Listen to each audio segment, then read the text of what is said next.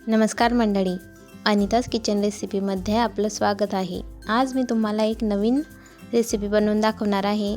मी ही recipe यूट्यूबला बघितली होती आणि मला खूप आवडली, त्यामुळे मी ही रेसिपी बनवायचं ट्राय करत आहे आज। तर हे बघा, हे आहेत लब्बाड वांगे रेसिपी। ही मी पहिल्यांदाच बघितली आणि ऐकली सुद्धा। चला तर मग बनवूयात। यासाठी मी घेतलेले आहेत इथे छोटे छोटे वांगे। मी 1 पाव किलो वांगे घेतलेले आहेत आणि 2 बटाटे। अगदी मी पहिल्यांदा बनवते म्हणून मी जरा कमीच वांगे घेतलेले आहेत इथे। त्यांना स्वच्छ आपण करून घ्यायचे आहेत आणि कुकरला 2 शिट्या त्यांच्या काढून घेणार आहोत आपण।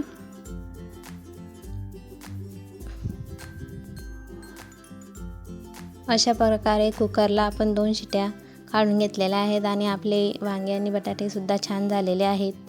तर त्याला आपण थंड करायला एका चाळणीमध्ये काढून घेणार आहोत आणि थंड झाल्यावरती असे हे वांग्याचे देठ आपण काढून घ्यायचे आहेत। हे देठ आपल्याला फेकायचे नाही आहेत वांग्याचे, त्यांचा उपयोग आपण पुढे करणार आहोत। त्यासाठी तुम्ही हा व्हिडिओ पूर्ण बघा, कुठेही स्किप न करता। अशा प्रकारे आपण बटाटे सुद्धा बारीक करून घेणार आहोत। या अशा प्रकारे आपण ठेचून घ्यायचं आहे व्यवस्थित। वांगे आणि बटाटे एकत्र करून घेणार आहोत। एका कढईमध्ये थोडंसं तेल टाकायचं आहे आपल्याला। त्याच्यात अद्रक लसूण पेस्ट घालायची आहे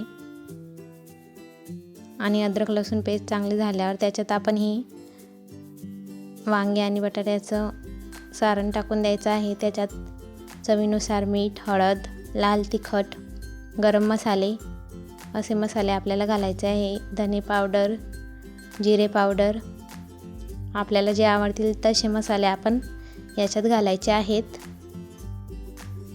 नंतर त्याच्यात थोडी कोथिंबीर मी घातलेली आहे आणि मी इथे थोडे ब्रेड क्रम्स वापरलेले आहेत, जेणेकरून हे मिश्रण जरा घट्टसर होईल आणि आपले लबाड वांगी चांगली बनतील। त्यासाठी मी इथे ब्रेड क्रम्स वापरला आहे। तुम्हाला वाटल्यास तुम्ही बारीक पोहे सुद्धा वाटून त्याच्यात घालू शकता।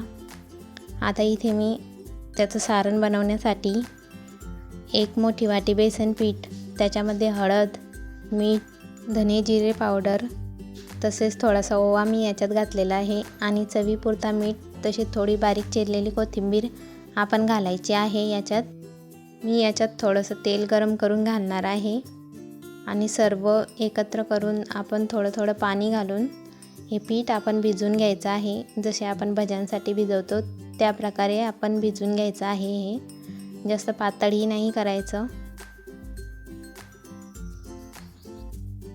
आता आपण हे वांग्याचं सारण घेणार आहोत आणि जे देठ आपण वांग्याचे काढून ठेवलेले होते त्या हातांना थोडं तेल लावून घ्यायचं आहे, म्हणजे ते आपल्या हातांना चिटकणार नाही। आता ह्या अशा प्रकारे आपण वांगे बनवून घ्यायचे आहेत देठांना लावून। बघा, अगदी वांग्यासारखा आकार आलेला आहे आपल्या लब्बाड वांग्यांना। किती छान रेसिपी आहे ही, मी अगदी पहिल्यांदाच बनवत आहे, तरीसुद्धा मला खूप छान प्रकारे जमलेली आहे ही रेसिपी। तुम्ही सुद्धा एकदा नक्की बनवून बघा। अशा प्रकारे गरम तेलामध्ये आपण आता हे दोन्ही साईडून तळून घेणार आहोत वांगे। अगदी सोपी रेसिपी आहे ही आणि अगदी पटकन होणारी आहे आणि खायला सुद्धा खूप छान लागतात।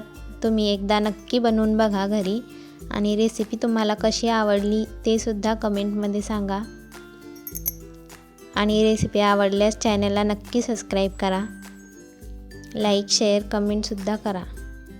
ही बघा किती छान प्रकारे झालेली आहेत आपली ही वांगी, अगदी कुरकुरीत अशी दिसत आहे ना वांग्यासारखी, पण वांगी नाही आहेत ही, यालाच म्हणतात लब्बाड वांगी।